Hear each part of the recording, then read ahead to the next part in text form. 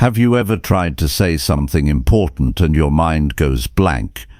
Have you watched someone's face drift away even as you speak, feeling that tightness in your chest and the awkward pause that follows can shake your confidence? What if you could find calm clarity in every conversation? In this video, we'll show you simple steps to slow down, pick the right words, and truly connect with anyone you speak to. You'll learn how to listen deeply, ask honest questions, and bring real empathy into your interactions. Picture yourself staying steady under pressure and offering feedback that encourages growth. You'll discover how to adapt your message for any situation and reflect on your progress so your skills get stronger every day. Ready to transform your relationships and open doors you never saw before? Stick around, because in the next few minutes you'll gain tools that could change how you communicate forever and ignite the confidence you've been missing. Chapter 1. Speak clearly with confidence in every conversation daily. Speaking clearly with confidence in every conversation is not just about sounding good or being heard. It's about showing up as your best self, owning your thoughts, and being fully present with others. This kind of communication builds trust. It shapes how people see you, how you see yourself, and how opportunities unfold in your life. If you want to grow, lead, connect, and live with purpose, mastering this one skill changes everything. It affects your work, your relationships, your inner strength, and even the way you walk through your day. Most people don't speak with confidence because they doubt themselves before they even open their mouths. They rehearse what might go wrong, they fear being judged, or they try to say what sounds impressive instead of what feels honest. But confidence is not about having all the right words. It's not about being loud or dominating the room. True confidence in communication comes from clarity, from being rooted in your message, from caring more about connection than approval. It grows when you learn to stand firm in what you believe while still being open to others. You build this confidence one conversation at a time. There is no secret script, no magical tone, just the daily practice of bringing more awareness and courage into how you speak. That's how you gain strength. That's how you improve. The first step is to slow down. Most people speak quickly because they are nervous. They rush through words, afraid of silence. But when you slow your pace, you give your thoughts room to breathe. You also give the listener time to digest what you're saying. Speaking clearly isn't about talking more. It's about saying what matters, and saying it well. When you speak slowly and clearly, people are more likely to listen. They feel like you're thinking before speaking. They sense presence in your words, and presence is power. Next, be deliberate with your words. Don't try to sound smart. Aim to be clear. Clarity is not a weakness. It's a gift to the people listening. Use simple, everyday language that anyone can understand. Speak in short, meaningful sentences. Don't talk in circles. Say what you mean and mean what you say. This takes practice, but it makes you stand out in a world full of noise. People remember those who speak with intention. Confidence also comes from preparation. If you're walking into a conversation that matters, a job interview, a tough discussion, a public speech, prepare yourself. Know the points you want to make. Practice out loud. Look in the mirror if you have to. The more familiar the words become, the more freely they will come when you need them. Confidence is not just a feeling. It's something you earn through effort. The more you prepare, the less fear you carry into the room. That said, don't fall into the trap of over-rehearsing. You don't need a perfect script. You need to be able to adapt. Great communicators know their message, but they also stay flexible. They adjust based on the energy of the moment. They listen while they speak. They're not trying to impress. They're trying to connect. And connection is what gives your words life.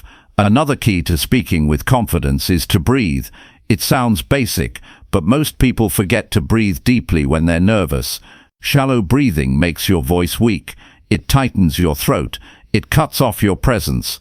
When you take a full breath before you speak, your voice comes from your body, not just your mouth. It carries strength. It grounds you. It calms your nerves. Learn to breathe in through your nose. Hold for a moment, then speak with purpose. This small physical habit will shift everything about how you show up. It's also important to own your voice. Don't try to imitate someone else. You don't need to sound like a motivational speaker or a polished executive. You need to sound like you, strong, clear, and real. Your voice carries your story. It's shaped by your experiences. It's unique. Don't apologize for it. Don't shrink it. Train it, develop it, and learn to trust it. Speak from your core, not from your fear. That's when people lean in. One of the biggest blocks to clear communication is self-doubt.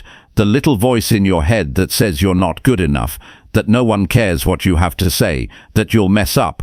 But that voice only has power if you believe it. You silence it by showing up anyway, by speaking, even when your hands shake, by learning through each imperfect conversation. Every time you push through fear, you become a little stronger. Your confidence isn't built in theory, it's built in practice. Over time, your voice becomes a reflection of your inner growth. Start by setting small goals. Aim to speak up at least once in every meeting. Share your thoughts even if they're not fully formed. Practice introducing yourself with confidence. Make eye contact. Stand tall. These are physical cues, but they influence your inner state. When your body says, "I belong here," your voice follows. It also helps to record yourself speaking. This may feel uncomfortable at first, but it's one of the fastest ways to improve. Play it back and listen. Are you rushing? Are your words clear? Do you sound confident? Notice your habits and adjust. Over time, this self-awareness turns into self-mastery. You begin to shape your voice into a tool for impact, not just expression. One more thing, stop seeking approval when you speak. You're not here to be liked by everyone. You're here to be clear, honest, and effective. Approval is fragile. It fades, but clarity leaves a mark. Speak your truth with humility and strength. Respect others, but don't water yourself down. If your goal is to be liked, you will often compromise your message. But if your goal is to speak with purpose, your confidence will grow no matter how others respond. Pay attention to how people react when you speak, not for validation, but for feedback. Do they seem confused, bored, inspired? Adjust accordingly. Communication is a two-way street. Great communicators don't just talk. They sense, they tune in, they adjust, and through that process, they build deep confidence because they learn to be both expressive and responsive. Another powerful way to build clarity is to read more. The more words you feed your mind, the more options you have when you speak. Reading also teaches rhythm, flow, and tone. It gives you mental models. It sharpens your thinking. If you want to speak with strength, fill your mind with strong ideas. Speak about things that matter to you. Speak from your values. Speak with the intention to uplift, to inform, to connect, not to impress. If you make daily communication your training ground, you will grow. Every phone call, every meeting, every brief exchange at the store, these are all chances to build the muscle. Don't wait for big moments. Use the small ones. Speak with clarity, even when ordering coffee. Speak with purpose when checking in with a friend. Speak with calm when facing conflict. Each moment is practice. Each conversation is a mirror that helps you refine how you show up. Confidence also grows when you embrace mistakes. You will stumble over words. You will say things you wish you could take back. You will feel awkward sometimes. That's part of the journey. Don't let one bad moment define you. Learn from it and move forward. Speak again. Speak better. Keep going. Resilience in communication is more valuable than perfection. Remember this, people want to connect with people, not performances. When you speak with honesty, when you share your real voice, when you slow down and trust your message, people feel it. They remember you. They open up. They listen, not because you're flawless, but because you're real. That's the kind of communication that changes relationships. That's the kind that moves lives. So today, make a choice. Choose to speak clearly, not perfectly. Choose to be honest, not impressive. Choose to show up with confidence, not because you never feel fear, but because you choose to move forward in spite of it. Choose to speak not to fill silence, but to build bridges. Choose to be present in every conversation. That's how you grow. That's how you improve. Confidence in communication is not a talent, It's a decision, a discipline, a habit. You get better by doing, you get stronger by practicing, and every day is another chance to show up with more clarity, more calm, and more courage. If you want to become someone who speaks with power, then become someone who listens with care, who thinks before speaking, who practices in private, and shows up in public with quiet strength. Speak like someone who believes in their worth. Speak like someone who respects the moment. Speak like someone who is here to make an impact. Not tomorrow, not someday, today. The world is full of noise, but those who speak with calm, with purpose, with clarity, they cut through it, they leave a mark. You can be that person. It starts now. Speak clearly, speak with confidence, and keep showing up until it becomes who you are. Chapter 2. Listen fully with focus to understand people better. Most people hear, but very few truly listen. Listening is not simply waiting for your turn to speak. It is not about nodding while your mind races ahead to what you're going to say next. Real listening requires discipline. It demands focus, attention, and humility. When you listen with your full presence, not only do you understand others better, but you also grow wiser yourself. You stop reacting out of assumptions, and you start responding from a place of truth. This is how relationships are built. This is how trust is earned. This is how you become someone others feel safe speaking to. When you walk into any conversation, the greatest gift you can give is your complete attention. But attention is rare now. Distractions pull us in every direction. Phones buzz, thoughts wander. We scroll while people speak. We pretend to listen while our minds drift toward the next task. But in doing this, we miss what matters. We miss the human being in front of us. We miss the emotions behind the words. We miss the chance to connect in a way that changes everything. If you want to improve your communication skills, you must learn to slow down and listen fully, not halfway, not distracted, fully. That means putting the phone away. That means making eye contact. That means showing, through your presence, that the person in front of you matters. It's in that moment of undivided attention that people start to open up. They feel seen, they feel heard, and in that space, understanding is born. Listening well takes more strength than speaking well. It takes patience. It takes control. It means holding back your opinions long enough to understand someone else's perspective. Most people are not trained to do this. They jump in with advice. They interrupt to prove a point. They rush to defend themselves. But when you listen with focus, you resist that urge. You let silence breathe. You let the other person finish their thought before forming yours. That silence, when used wisely, holds more power than 100 clever words. To listen with focus, train yourself to notice the small things. Pay attention to tone. Watch body language. Hear what is said, but also what is left unsaid. Sometimes people speak in incomplete thoughts. They hold back the real truth. They soften their message. But if you're present, you'll sense it. You'll feel the gap between their words and their emotion. That's where real understanding begins, not just in what is said, but in what is meant. Don't just listen to respond. Listen to learn. Listen with the belief that this person knows something you don't, that they've lived a reality you haven't, that their point of view, no matter how different, can teach you something valuable. This mindset removes judgment. It makes you open, and that openness is the foundation of trust. People shut down when they feel judged. They open up when they feel accepted. Listening without judgment doesn't mean you have to agree. It means you care enough to hear the full story before drawing a conclusion. Every person you meet knows something you don't. Every conversation holds a key insight you can't get anywhere else, but you will miss it if you don't pay attention. The world rewards those who learn how to listen, because when you understand people better, you make better decisions, you lead more effectively, you avoid conflict, you speak with more relevance, you connect on a level that others can't fake. Listening gives you an edge, not because it makes you louder, but because it makes you wiser.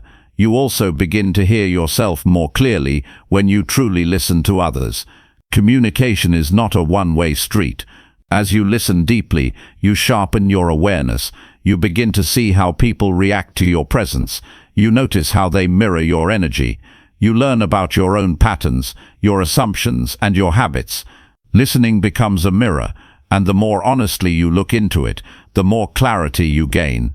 Practicing focused listening starts with small daily choices. When someone speaks to you, stop what you're doing, turn your body toward them, remove distractions, give them your full attention. If your mind wanders, bring it back. If you feel the urge to interrupt, hold it. If you disagree, wait until they finish, then respond slowly, clearly, and with thought. These simple choices done consistently change how people experience you. Be curious. Ask questions that invite people to go deeper. Ask not to fill space, but to truly understand. Ask because you care.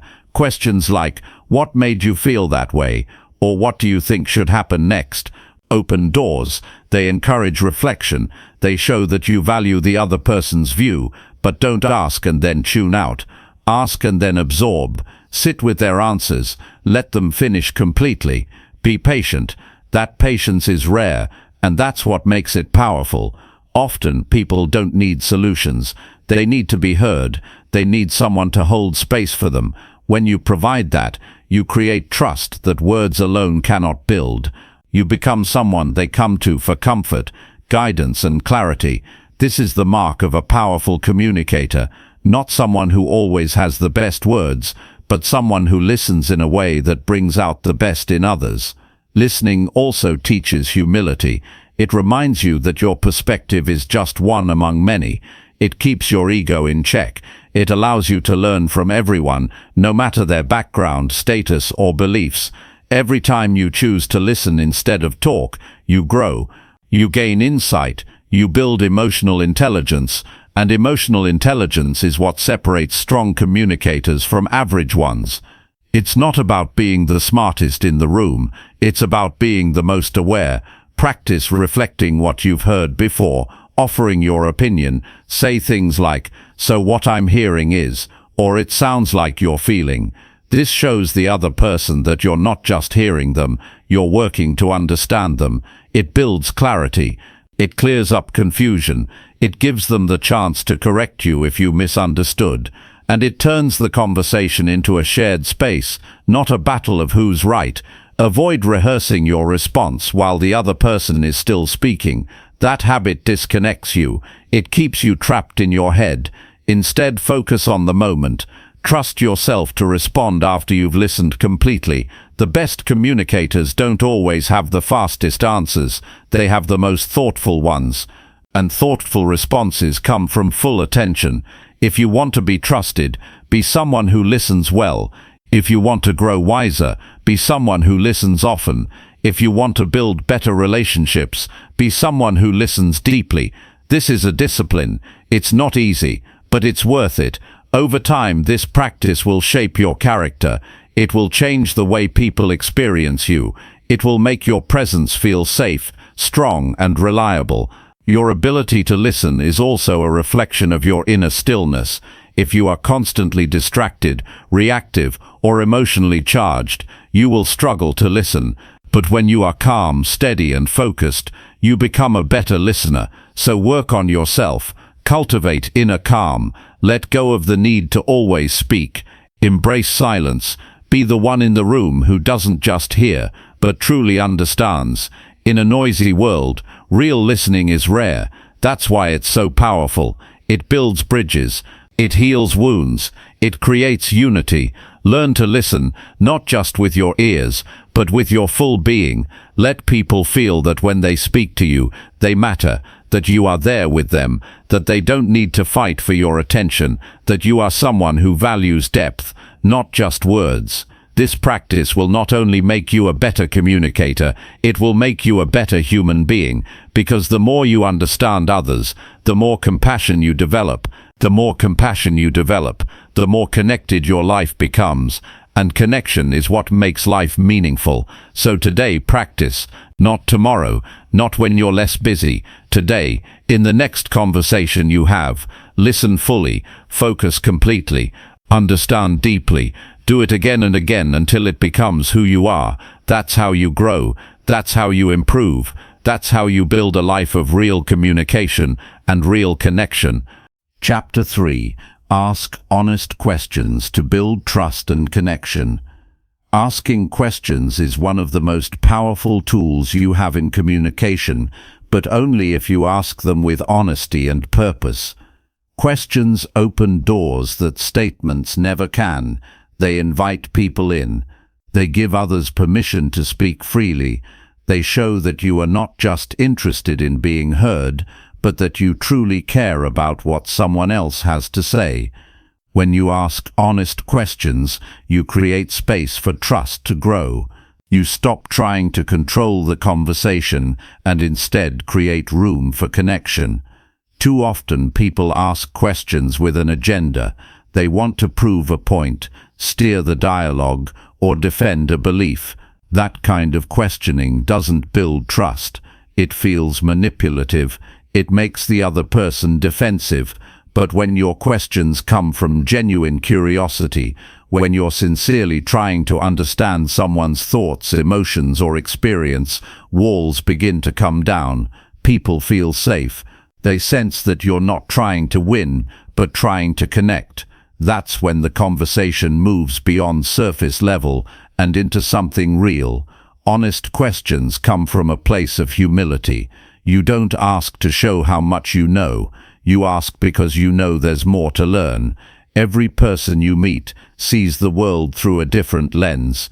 Their choices, their pain, their victories, all of it has shaped them in ways you might never fully understand.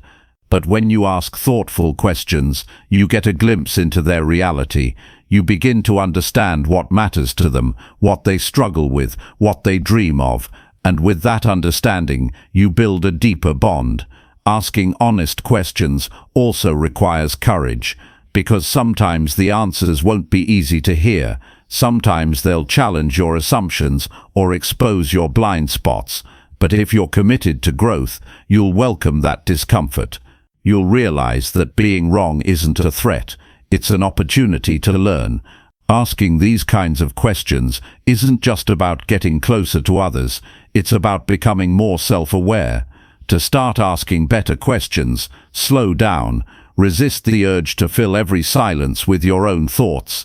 Instead, listen for openings. When someone shares something meaningful, follow it up with a question that invites them to go deeper.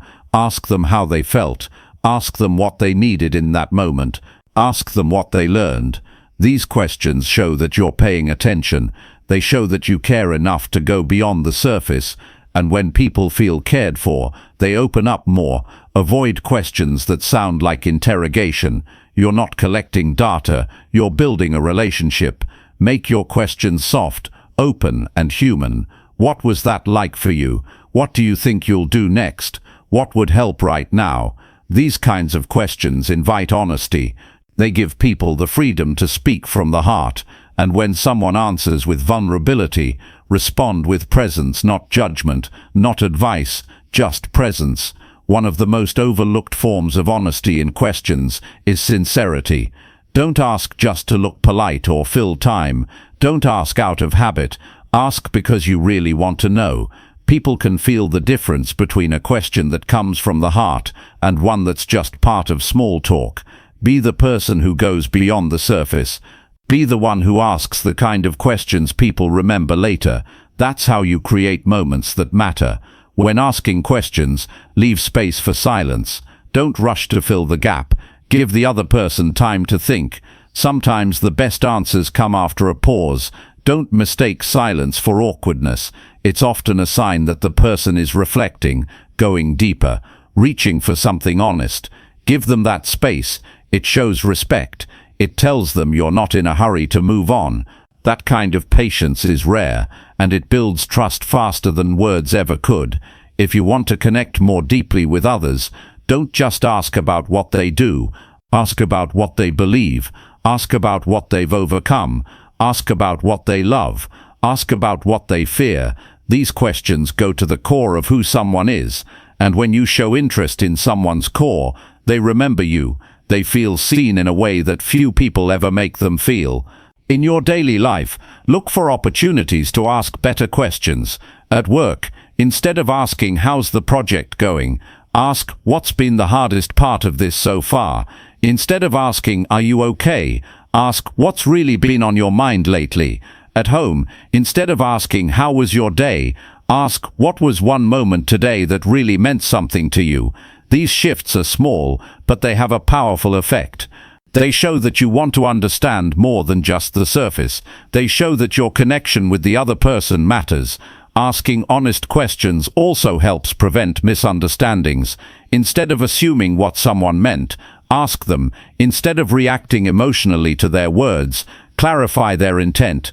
This doesn't just make communication smoother, it strengthens relationships. It prevents small issues from turning into big ones. It helps people feel respected and heard. And when people feel heard, they respond with openness, honesty, and care. Honest questions also challenge you to be more present. When you're genuinely curious, you stop thinking about what you're going to say next. You stop performing. You stop trying to impress. You start listening, not to reply, but to understand. And that shift in intention changes everything. The person you're speaking to will feel it. They'll lean in. They'll trust you more. They'll speak more freely. That's the power of presence. That's the power of asking with sincerity. You can also use questions to help others discover clarity. Sometimes people don't need answers. They need the right question to spark their own insight. When someone is stuck, don't jump in with advice. Ask them, what do you think is getting in the way? What do you really want right now? What would your best self do in this situation? These questions shift the focus inward. They empower the person to find their own truth. And that kind of self-discovery is far more powerful than any advice you could give. Don't be afraid to ask questions about emotions. Ask people how they feel. Ask what matters most to them. Ask what's been weighing on their heart. People often carry unspoken pain or silent hope. When you ask about it with gentleness, you give them permission to release it. You become a safe space. And being that kind of person is one of the greatest gifts you can offer in this world. Sometimes the most powerful question is the one you ask yourself. If you're struggling to connect with someone, ask yourself, am I truly interested in this person?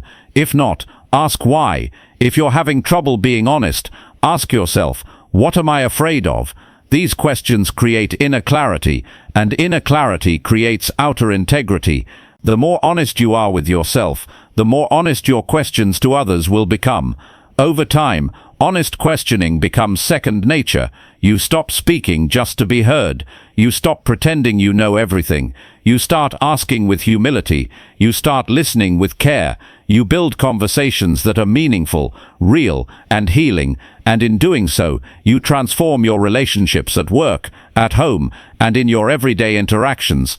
When you make honest questioning a habit, people begin to trust you more.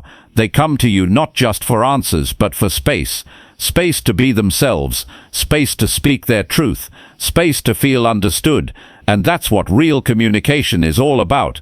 Not controlling the narrative, but creating connection. Not winning the conversation, but deepening the relationship. So ask with your heart open. Ask because you care. Ask not to change people, but to understand them. Ask not to be right, but to build trust. Do this every day and watch what happens.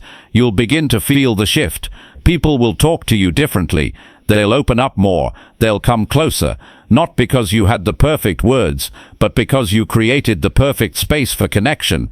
And in the end, that's what great communication is. Not cleverness, not control, not performance, but presence, truth, and the quiet strength to ask the kind of questions that bring people closer.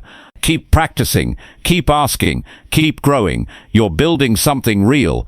Chapter 4. Practice empathy to make others feel truly heard. Empathy is the act of being present with someone's emotions without trying to fix, judge, or change them. It's not about having the same experiences as another person. It's about being willing to sit with their story, even when it's different from yours. Practicing empathy means choosing to understand how someone feels, even when you can't fully relate to what they're going through. When someone is speaking and you respond with empathy, they feel safe, they feel valued, they feel heard in a way that very few people ever make them feel. In most conversations, people are not looking for solutions, they're looking for connection. They want to feel that someone sees their struggle and cares enough to listen deeply. When you respond with empathy, you give them that connection. You don't try to fix them. You don't tell them how they should feel. You meet them where they are. And in doing so, you make them feel less alone.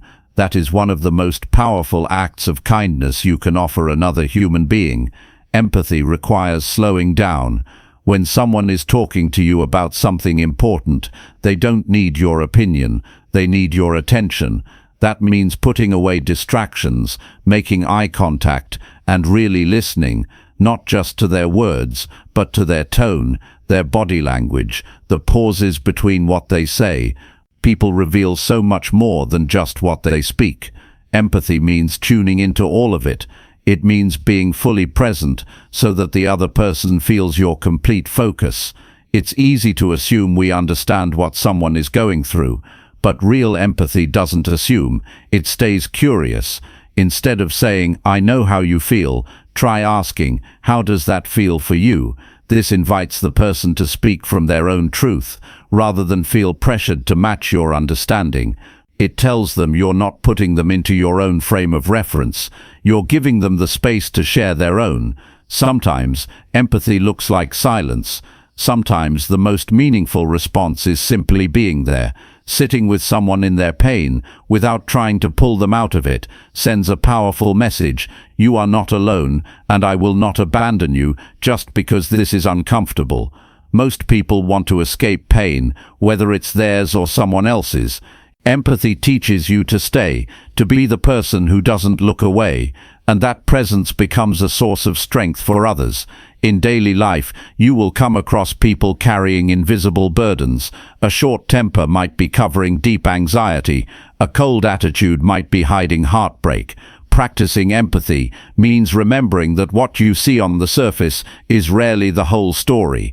It means asking yourself, what might this person be carrying that I can't see? That one question can help you move from frustration to compassion, from judgment to patience, from reaction to understanding. Empathy also deepens your ability to connect, especially in conflict. When tensions rise, most people stop listening and start defending, but empathy holds space even when emotions are charged. Instead of attacking, it asks, what's really going on here? Instead of escalating, it softens. It chooses to understand before being understood.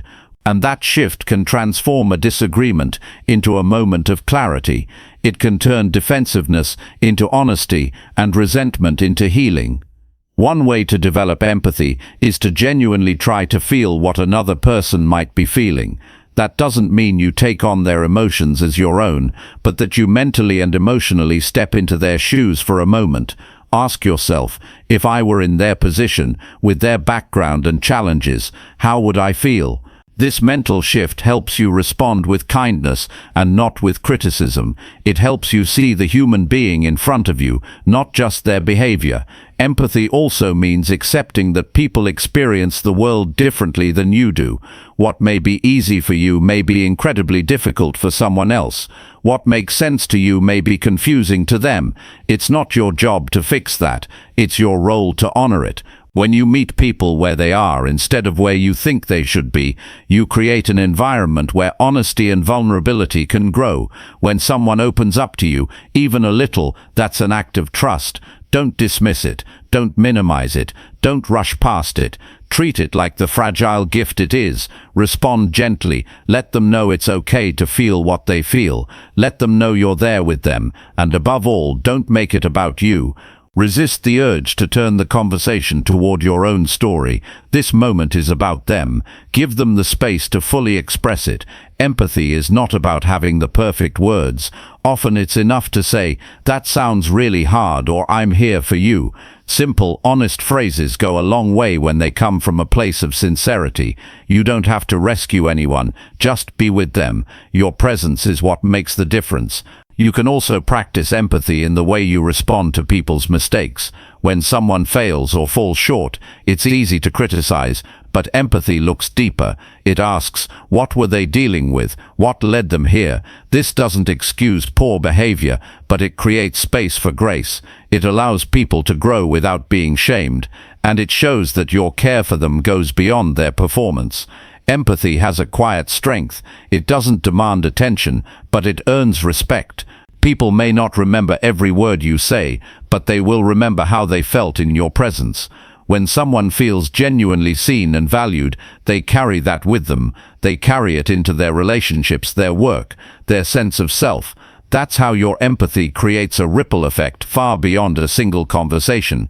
To become a more empathetic communicator, practice noticing emotional cues.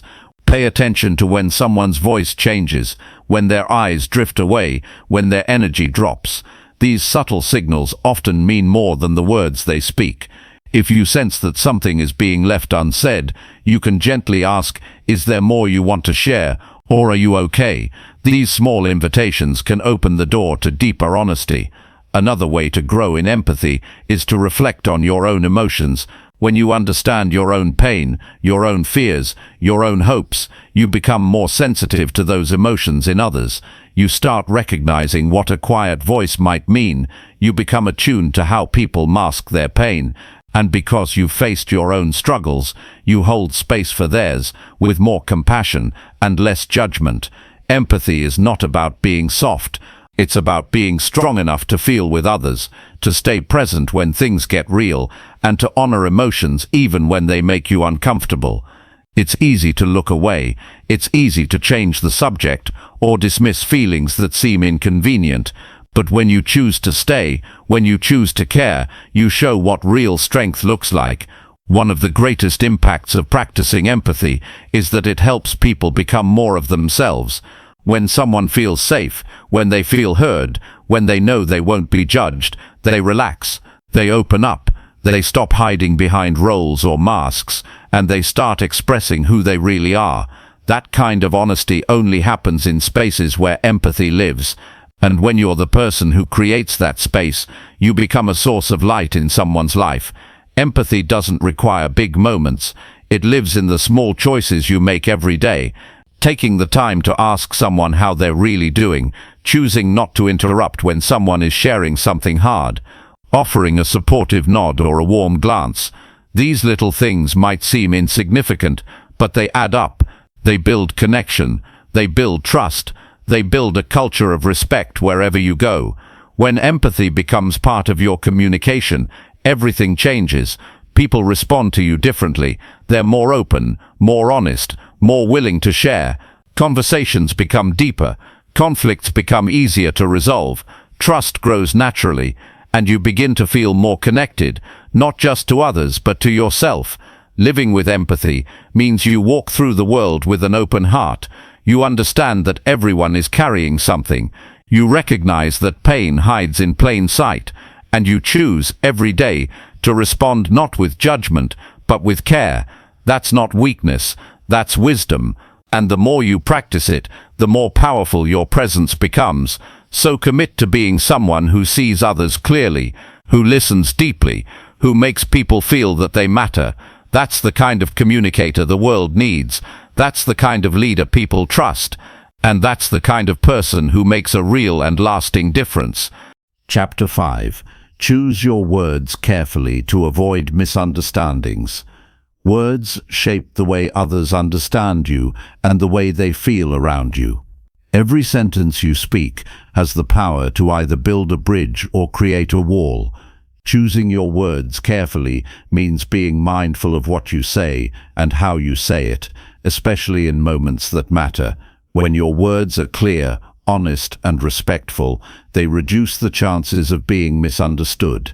They show that you've taken responsibility for your thoughts and respect for the people you're communicating with. The quality of your relationships, both personal and professional, depends on how well you express yourself, and the foundation of that expression is thoughtful language. Most of the misunderstandings people face don't come from bad intentions, they come from poor wording. We speak without thinking.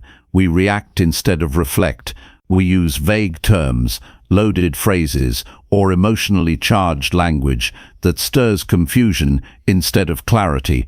The result is frustration, distance, or conflict that could have been avoided with a few more seconds of attention.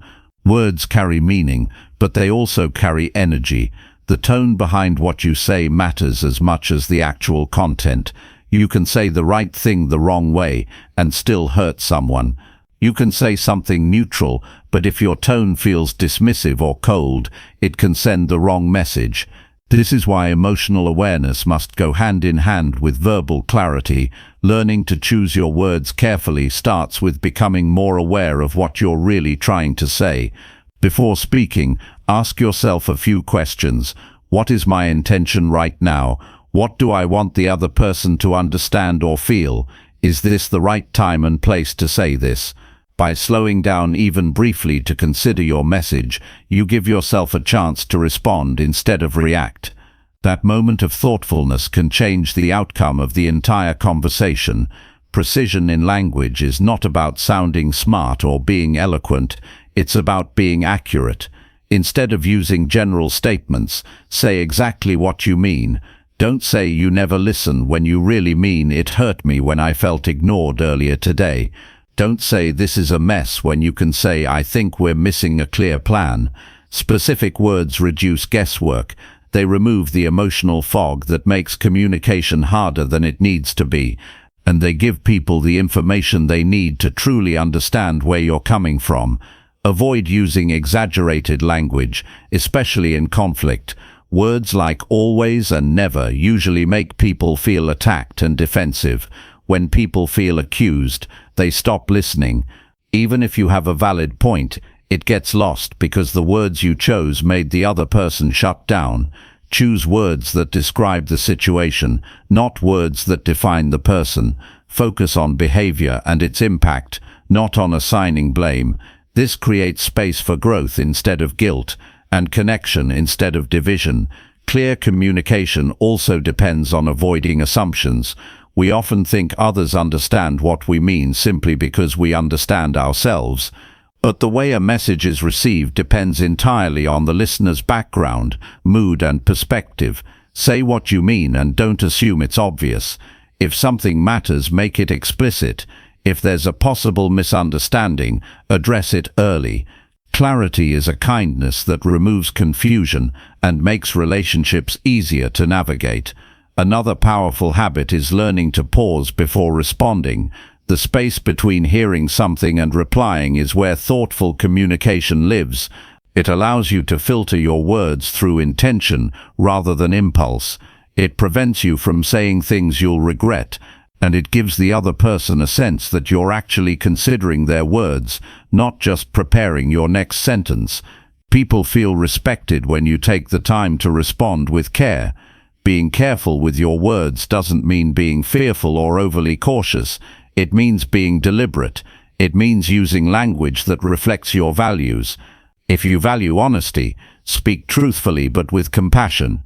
If you value peace, speak calmly, even when things feel tense. If you value growth, give constructive feedback rather than criticism. Every word you say is a reflection of what matters to you. Make sure your speech matches your character. Even in casual conversations, your words can leave a lasting impression. A kind comment can stay with someone all day. A careless joke can stay with them all week. The more mindful you are with everyday language, the more trust you build over time. People begin to rely on you, not just for your insight, but for your stability.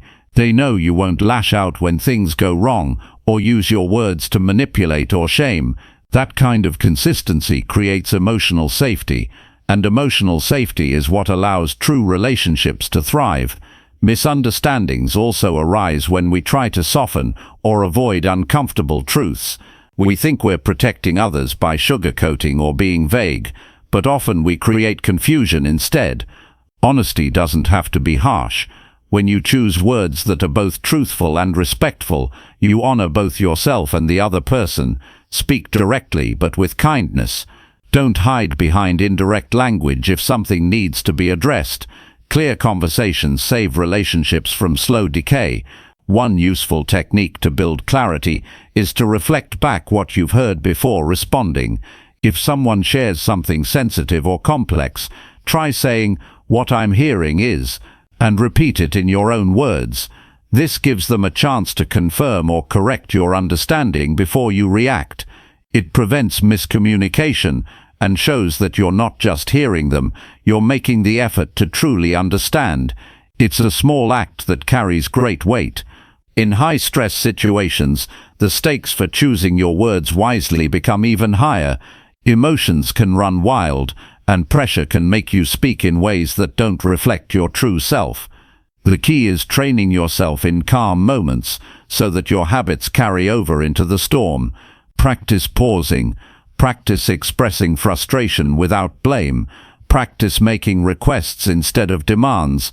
These are not just communication tools, they are character tools that shape who you are in difficult moments. Being careful with words also means avoiding gossip, sarcasm, and passive-aggressive remarks. These forms of speech erode trust over time. They may feel satisfying in the moment, but they leave behind a trail of doubt and discomfort. If you have a concern, bring it directly to the person involved. If you're upset, express it clearly and respectfully. Speak to people, not about them. Use your words to build people up, not tear them down. That's how you build a reputation that others can trust. You should also be mindful of your internal language, the way you speak to yourself. The words you use in your own mind shape your beliefs, your confidence, and your emotional health. Speak to yourself with clarity and kindness. Don't call yourself names or use negative labels. Practice talking to yourself the same way you would talk to someone you deeply care about. The more you train your inner voice to be precise and encouraging, the more that tone will show up in how you speak to others. Communication is not a performance, it's a relationship. The way you express yourself tells people how you see them and how you see yourself. By choosing your words with care, you show maturity, respect, and emotional intelligence. You reduce the chances of being misunderstood, and you create space for honesty, trust, and collaboration. You make it easier for others to be around you, to open up to you, to learn from you. That's a powerful gift. Every conversation you have is an opportunity to be intentional. Before speaking, ask yourself, am I being clear? Am I being kind? Am I saying what I actually mean? These simple questions can prevent unnecessary conflict, strengthen your message, and show others that your words are worth listening to. When people see that you take your speech seriously, they will begin to listen more closely. They'll respect your voice because they can feel your integrity in every sentence. The skill of choosing your words carefully is not about being perfect, it's about being conscious. It's a daily practice. Sometimes you'll get it wrong. You'll say something too quickly, too harshly, or without enough clarity. But if you're committed to growing, you'll notice it, you'll learn from it, and you'll adjust. Over time, you'll develop a communication style that brings people closer, not pushes them away, one that uplifts instead of confuses, one that brings light, not heat. In a world full of noise, people remember those who speak with thoughtfulness. When you make the effort to be clear, honest, and respectful, you become a rare presence. People feel at ease with you because they know where you stand. They know you mean what you say. They know you care enough to speak with purpose. That is how you earn trust, not by being perfect, but by being mindful, and that mindfulness begins with the words you choose. Chapter 6. Use body language to support your spoken message. People don't just listen with their ears, they listen with their eyes. What you say matters, but how you say it with your body can either strengthen or weaken your message. Your posture, your gestures, your eye contact, your facial expressions, they all speak for you before a single word leaves your mouth. In truth, most communication is non-verbal, and when your body language doesn't match your words, people won't trust what you're saying. If your arms are crossed while saying you're open to feedback, your listener won't feel heard. If you're avoiding eye contact while expressing confidence, your message won't land. What you do physically either confirms or contradicts your intent, and that's why developing body language awareness is essential to becoming a better communicator. When you walk into a room, you're already communicating. Your energy introduces you before you speak. If your shoulders are back and your head is high, it shows a sense of self-respect. If you slouch, avoid eye contact, or move hesitantly, it can signal doubt or disinterest. The way you carry yourself communicates your mindset, and people notice. You don't need to be overly bold or exaggerated to seem confident. Stillness, balance, and presence go a long way. Confidence in body language doesn't look like arrogance, it looks like ease. It's the calm presence that comes from being comfortable with who you are. One of the most powerful forms of body language is eye contact. When you look someone in the eye while they're speaking, it shows them that they matter. It signals respect, attention, and sincerity, but eye contact must be balanced. Staring can feel intimidating or aggressive, while avoiding it can make you seem unsure or disengaged. The goal is to maintain natural, steady eye contact that reflects genuine interest. If you're thinking deeply or searching for words, it's okay to look away briefly, but come back. Let people feel seen when they're with you. That creates connection, even in silence. Your face tells stories, even when you're quiet. A genuine smile builds warmth. A furrowed brow can show concern or confusion. Raised eyebrows can express surprise or curiosity. Learning to become aware of your facial expressions gives you the ability to shape how your message is received. This isn't about performing or pretending, it's about being intentional. Your face should reflect the emotions behind your words. If you're expressing gratitude, let it show. If you're speaking about something serious, allow that focus to be seen.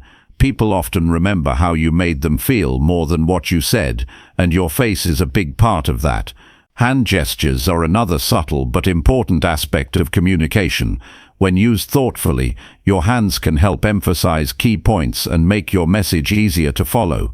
Gestures make your words more dynamic and help others visualize what you're talking about. However, too much movement can become distracting, and fidgeting can signal nervousness. Keep your gestures open and purposeful. Avoid pointing or crossing your arms, as these can feel closed off or confrontational. Instead, use open palms, soft movements, and controlled energy. This shows that you're grounded and receptive, not guarded or defensive. Posture reflects your inner state. Standing or sitting upright with an open stance sends the message that you're engaged, attentive, and confident. Leaning slightly forward while listening shows interest. Leaning too far back may signal disengagement. Your posture is your physical way of showing that you're present. People pick up on your level of involvement before you even speak. Adjusting your posture isn't just about how others see you, it also influences how you feel. When your body aligns with strength and attentiveness, your mind follows. This is why body awareness is such a powerful part of daily communication. The space you keep between yourself and others also communicates something important. Personal space varies depending on the culture and the context, but in general, being too close can feel intrusive, while standing too far away can feel cold. Respecting someone's physical space is part of respectful communication. When someone is sharing something personal or difficult, leaning in slightly without invading space shows that you're there with them. Being mindful of your distance shows emotional intelligence, and emotional intelligence deepens trust. Tone of voice is not strictly body language, but it's closely tied to your physical presence. Your voice carries emotion, and the way you modulate it makes your words come alive. Speaking too fast can seem rushed or anxious. Speaking too slowly might lose your listener's attention. A calm, steady, and clear voice shows authority and warmth. Volume also matters. Speak loud enough to be heard, but not so loud that it overwhelms. Speak softly when you want to invite closeness or share something tender. Your voice, supported by your body, becomes the instrument that carries your intention forward. Movement also tells a story. Walking into a room briskly can convey urgency. Moving slowly and deliberately can convey calm and control. Fidgeting, pacing, or shifting too much can distract or signal discomfort. Being intentional with your movement means choosing when to stand still and when to move with purpose. If you're speaking in a group, subtle shifts can help you engage different parts of the audience. In one-on-one conversations, minimizing unnecessary movement helps keep focus on the message. Every motion you make sends a message. Make sure it's the right one. Mirroring is a natural and powerful way to build connection. When people feel connected, they often begin to mirror each other's body language unconsciously. A slight head tilt, a matching posture, or a shared rhythm in gestures creates a sense of harmony. You can use this consciously by lightly mirroring the other person's energy and pace. If they're calm and grounded, match that steadiness. If they're enthusiastic and expressive, show a touch of that liveliness. Mirroring builds rapport and shows that you're emotionally in sync. But always be authentic. Forced mirroring can feel unnatural and insincere. Being aware of your own body language also means reading others more clearly. When someone folds their arms, they might feel closed off. When they avoid eye contact, they might feel uncertain. When they lean in, they're probably engaged. Learning to interpret body language helps you respond more skillfully. Instead of jumping to conclusions, stay curious. Notice what's unsaid. Ask questions to clarify. Body language gives you clues, but it's your awareness and patience that turn those clues into deeper understanding. In difficult conversations, your body language becomes even more important. People are more sensitive during emotionally charged moments. If you stay open, calm, and steady in your physical presence, it creates a safer environment for honesty and resolution. If you match anger with tension or close off when things get tough, communication shuts down. In conflict, your body language can either escalate or de-escalate the situation. Choose stillness over agitation. Choose openness over defensiveness. Your presence can be an anchor when emotions run high.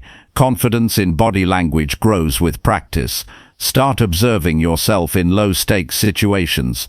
Notice how you stand when you're waiting in line. Notice what you do with your hands when you're thinking.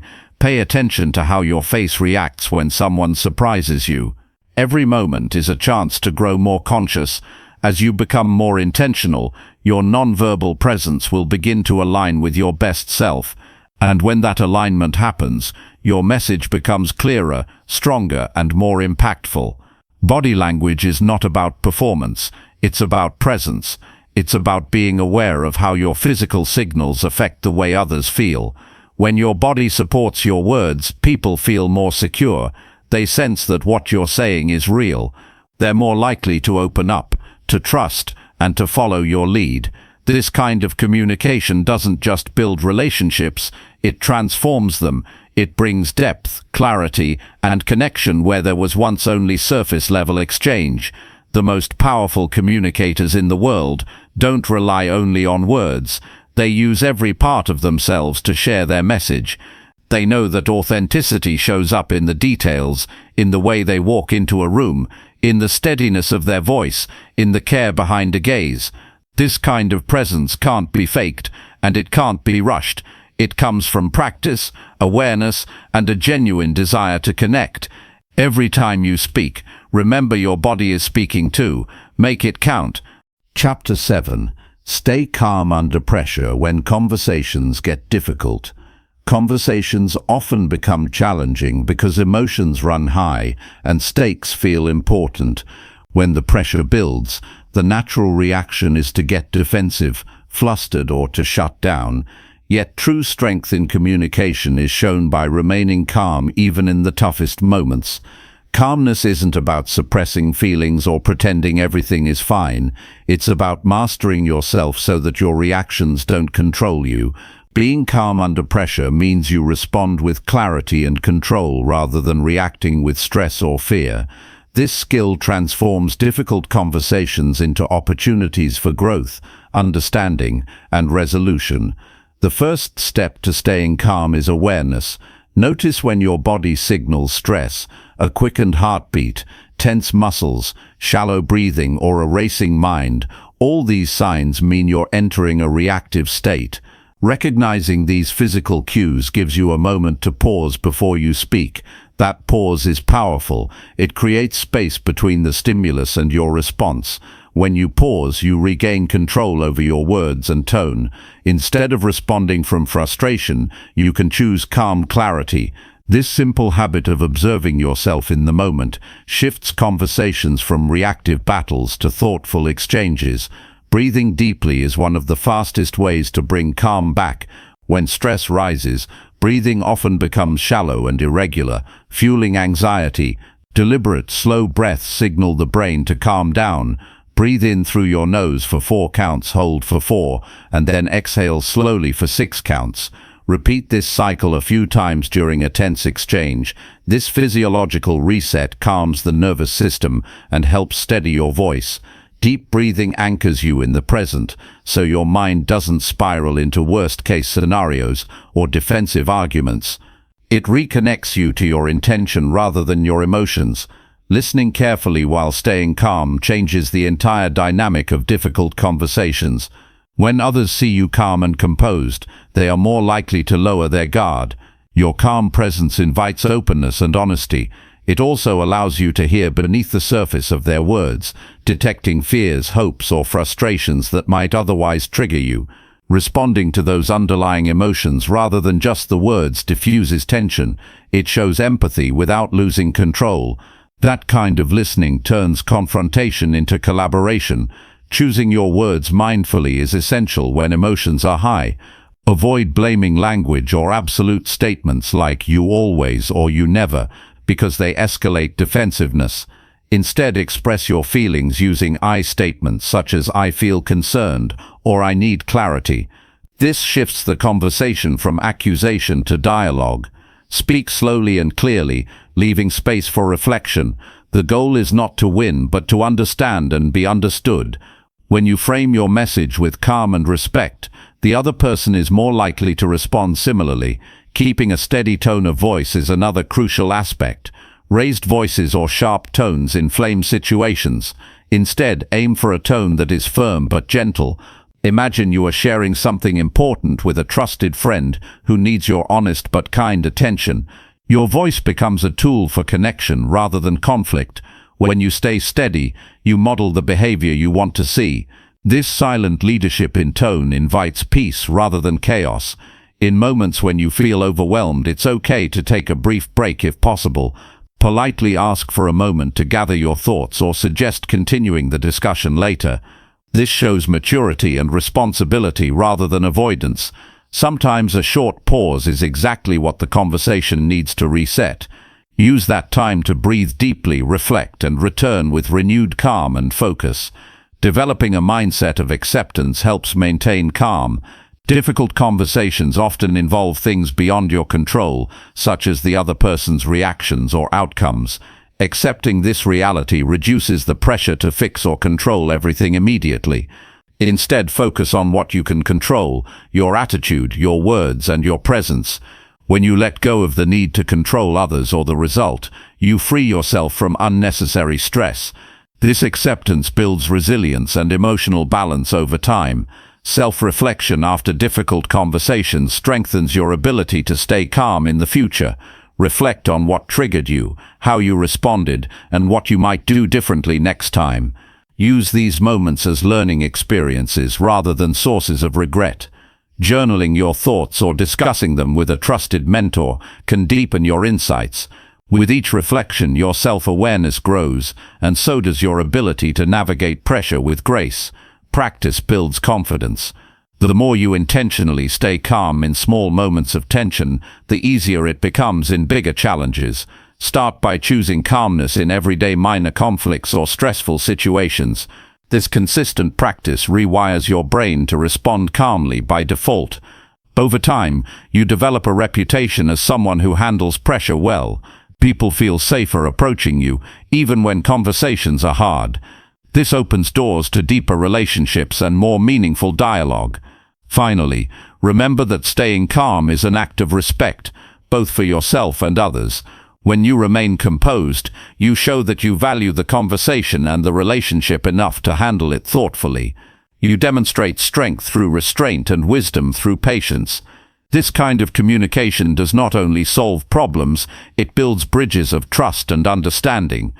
Difficult conversations become moments of connection rather than division. Mastering calm under pressure takes time and commitment.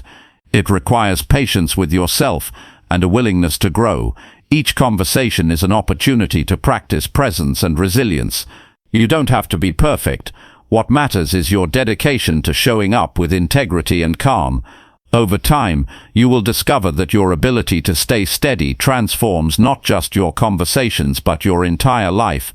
Calmness becomes your foundation, your power, and your gift to the world. Chapter 8. Give feedback with care that helps people grow. Giving feedback is one of the most valuable gifts you can offer someone because it holds the power to ignite growth and improvement when done with care and intention.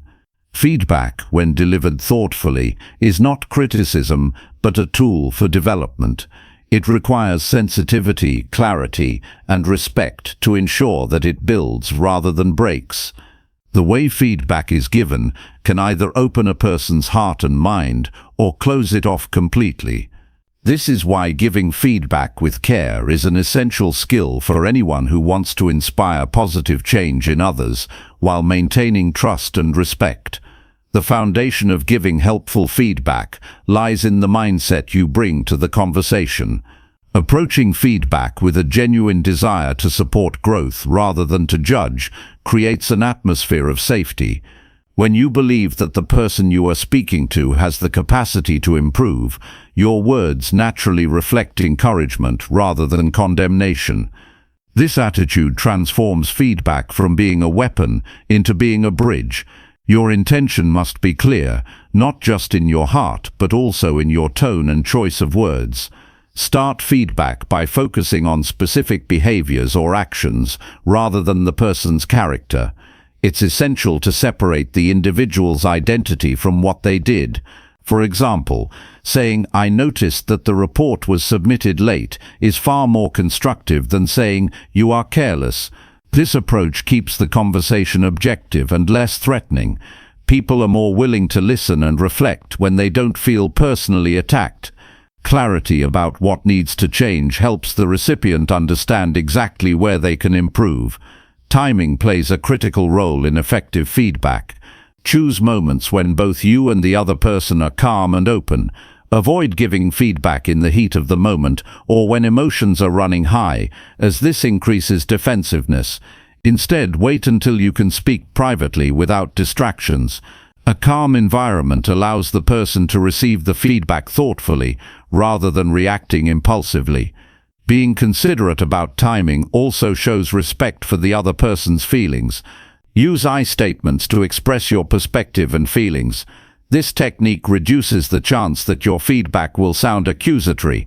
For instance, "I felt concerned when the project deadline was missed," communicates your experience without blaming. This method invites dialogue rather than confrontation. When people hear your honest experience, they are more likely to understand the impact of their actions and engage in problem solving. Balancing feedback with recognition is vital. Starting with what someone is doing well before moving to areas for improvement builds confidence and openness. This isn't about sugarcoating, but about acknowledging effort and strengths genuinely. People are motivated to grow when they feel valued and seen. Highlighting positive behaviors alongside constructive suggestions creates a balanced view that encourages continued progress. Keep your feedback concise and focused. Overloading someone with too many points at once can feel overwhelming and discouraging. Pick the most important issues that will make the biggest difference. This focused approach shows that you respect the other person's capacity to absorb and act on the feedback. It also increases the likelihood of meaningful change because the person isn't scattered trying to fix everything at once. Invite the recipient to share their thoughts and feelings about the feedback. Creating space for dialogue makes the conversation two-sided. Ask open-ended questions like, "What do you think about this?" or "How do you see this situation?" This invites reflection and ownership. When people participate in the conversation, they are more likely to commit to growth rather than feel like they are being judged. Listening carefully to their perspective also demonstrates respect and empathy. Offer suggestions or resources that can support improvement. Feedback without direction can leave people unsure about how to proceed. Providing clear, actionable steps or recommending helpful tools shows that you want to help, not just point out faults. This might include suggesting training, sharing personal experiences, or offering to support their development in specific ways. Concrete guidance empowers people to take control of their growth journey. Pay attention to non-verbal cues during feedback. Facial expressions, body language, and tone of voice all communicate volumes.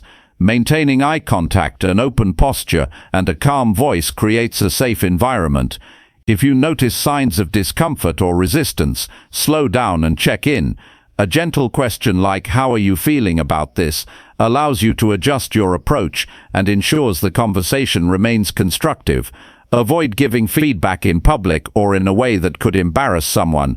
Feedback is most effective when delivered privately with dignity intact. Public criticism often causes shame and damages relationships.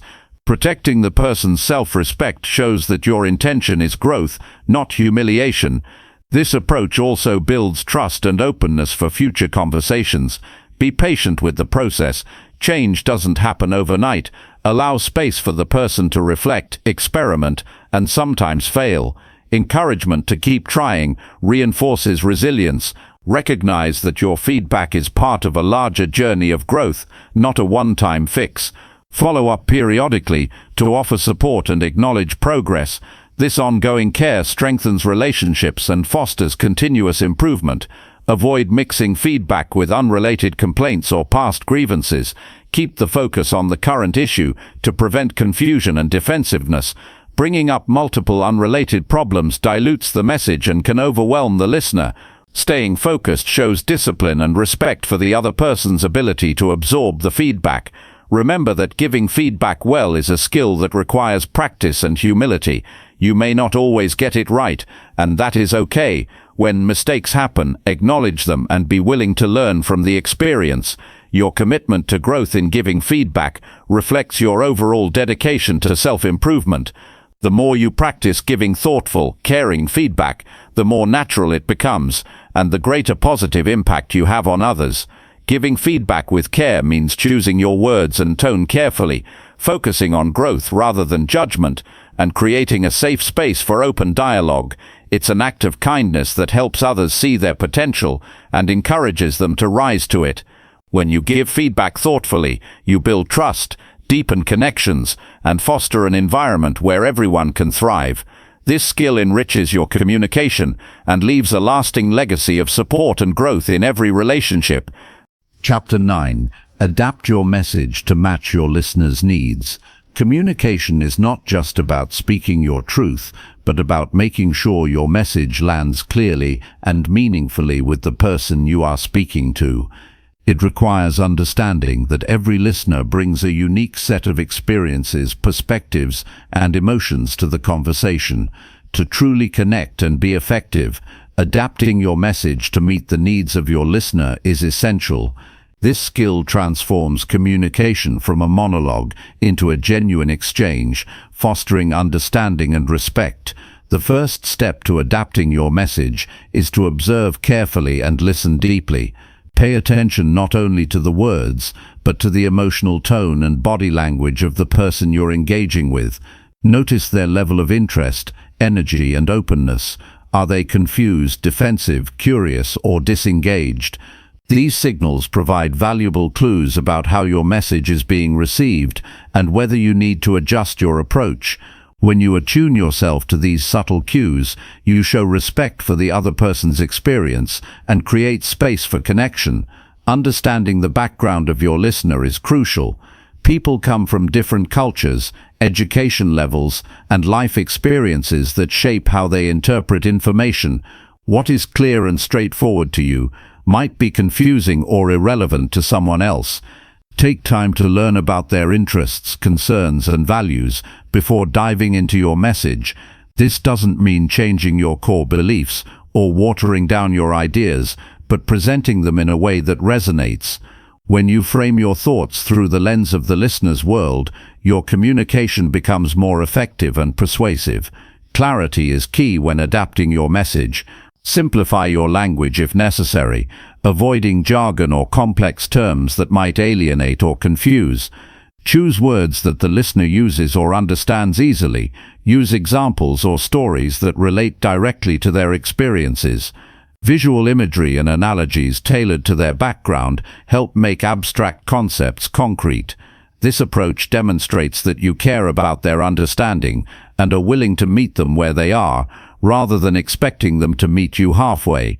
Flexibility in your tone and style also matters. Some people respond better to direct, factual communication, while others prefer a warm, empathetic approach. Adjust your energy level and pace based on the listener's responsiveness. If they seem overwhelmed or defensive, slow down and create space for questions. If they are enthusiastic and engaged, you can match their energy to build momentum. Being flexible doesn't mean being inauthentic, but rather being attuned to the flow of interaction and honoring the other person's emotional state.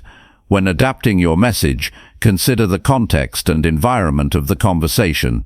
Formal settings may require a more polished and professional tone, while casual interactions allow for informality and humor. Be mindful of cultural norms and sensitivities that might influence how your words are received. A message that works in one setting might need adjustment in another to avoid misunderstandings or offense. Respecting these external factors enhances your credibility and fosters smoother communication. Asking questions during the conversation is a powerful way to tailor your message in real time. Use open-ended questions to invite the listener's perspective and check their understanding. Questions like, "How do you see this?" or "What concerns do you have about this?" encourage dialogue and reveal whether your message is landing as intended. This interactive approach transforms communication into a two-way street and allows you to pivot based on feedback. When listeners feel heard and involved, they are more receptive and engaged. Adapting your message also involves managing expectations. Clarify what you hope to achieve in the conversation and invite the listener to share their goals as well. Aligning your purpose with theirs creates common ground and motivation for collaboration. Sometimes you may need to break down a complex idea into smaller steps or offer additional information gradually. This pacing respects the listener's learning curve and builds confidence rather than frustration. Nonverbal communication plays a significant role in adapting your message. Your facial expressions, gestures, and posture send signals that either reinforce or contradict your words. Mirror the listener's body language subtly to build rapport and create a sense of connection. Maintaining open and relaxed body language invites trust and openness. Being aware of your own nonverbal cues helps you ensure that your message is coherent and consistent on all levels. Remember that adapting your message is not about changing who you are or compromising your truth. It is about honoring the person you are communicating with by presenting your ideas in a way that is accessible and relevant to them. This skill requires humility and patience because it asks you to step outside of your perspective and consider another's experience. The reward is deeper understanding, stronger relationships, and more meaningful influence. The ability to adjust your message also fosters resilience in communication. Conversations don't always go as planned, and resistance or misunderstanding can occur. When you are flexible and attentive to the listener's needs, you can navigate these challenges gracefully. Instead of insisting on your way, you seek common ground and alternative approaches. This openness creates a collaborative atmosphere where growth is possible for both parties. Over time, practicing adaptation sharpens your emotional intelligence. You become more skilled at reading people and responding effectively. This growth extends beyond communication into all areas of life, improving your leadership, relationships, and problem-solving abilities. Each conversation becomes an opportunity to refine your skill and deepen your empathy. Ultimately, adapting your message to match your listeners' needs is an act of respect and care. It acknowledges that communication is a shared responsibility that requires awareness and effort. When done well, it breaks down barriers and opens the door to understanding. It empowers you to be heard clearly and to hear others fully. This skill is a cornerstone of effective communication and a pathway to meaningful connection and influence. Chapter 10. Reflect daily on how you speak and grow stronger. Every day offers a new chance to improve how you communicate by reflecting on your conversations and learning from them. Reflection is not about harsh judgment, but about honest observation. It helps you see what worked well and what can be improved. Taking this time regularly creates a powerful habit that sharpens your skills and deepens your understanding of yourself and others. Begin by setting aside a few moments each day to think about your interactions. Recall the conversations that stood out, whether they were simple chats or important discussions. Consider how you expressed yourself, how clearly your message came across, and how the other person responded. Were you confident or hesitant? Did you listen well or get distracted? This practice encourages awareness, which is the foundation of growth. Ask yourself specific questions to guide your reflection. What did I say that made a positive impact? Where did I feel unsure or misunderstood? Did I express my thoughts authentically? How did my tone and body language support or undermine my message? Was I fully present, or was my mind elsewhere? These questions focus your attention on key aspects of communication that matter most. Being precise in your reflections turns vague impressions into clear insights. Avoid criticizing yourself too harshly. Instead, treat your reflections as opportunities to learn. Recognize that mistakes are part of the process and valuable teachers. When you notice areas that need improvement, think about small practical steps you can take tomorrow. For example, if you found yourself interrupting, commit to pausing more before speaking. If you realized you used unclear words, plan to choose simpler language next time. This approach builds confidence and momentum. Journaling can be a powerful tool for daily reflection. Writing down your thoughts after conversations solidifies your learning and tracks your progress over time. It also helps you process emotions that may arise during interactions, such as frustration or excitement. Putting your experiences into words brings clarity and allows you to identify patterns. Over weeks, you'll notice growth and recurring challenges that you can address deliberately. Reflecting daily also sharpens your emotional awareness. You become more in tune with how your feelings affect your communication style. For example, stress might cause you to speak sharply, or nervousness might make you quiet. Recognizing these triggers allows you to manage your emotions better, staying calm and clear, even in challenging moments. Emotional regulation enhances your ability to connect genuinely and maintain control over conversations. Consider the feedback you receive from others as part of your reflection. Sometimes others offer insights about how you come across that you may not notice yourself. When someone points out your strengths or areas for improvement, take it seriously without becoming defensive. Use their perspective to enrich your self-assessment. This openness to external input strengthens your communication by broadening your understanding. Reflection also invites you to revisit your goals. Are you growing in the areas of communication you care about? Perhaps you want to be more assertive, more empathetic, or more concise. Check your progress honestly and adjust your focus if needed. Setting clear, achievable goals and reviewing them regularly keeps you motivated and intentional. It transforms reflection from passive thinking into purposeful growth. As you develop this habit, you will find that reflection influences how you prepare for conversations. Instead of rushing in, you begin to think ahead about what you want to say and how to say it. You anticipate challenges and plan ways to handle them calmly. Preparation enhances your confidence and effectiveness. This forward-looking mindset turns communication into a skill you cultivate actively, not just a reaction you give.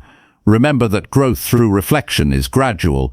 You won't become a perfect communicator overnight, and that is not the goal. The aim is steady improvement and greater self-mastery. Each day's reflection builds on the last, creating a foundation of insight and resilience. This process strengthens your voice, your presence, and your relationships in ways that matter deeply. Reflection also reminds you that communication is a journey inward as much as it is outward. Understanding how you speak and why you speak that way connects you to your values and identity. It helps you express your true self rather than a mask shaped by fear or habit. When you align your words with your authentic self, your communication becomes powerful and trustworthy.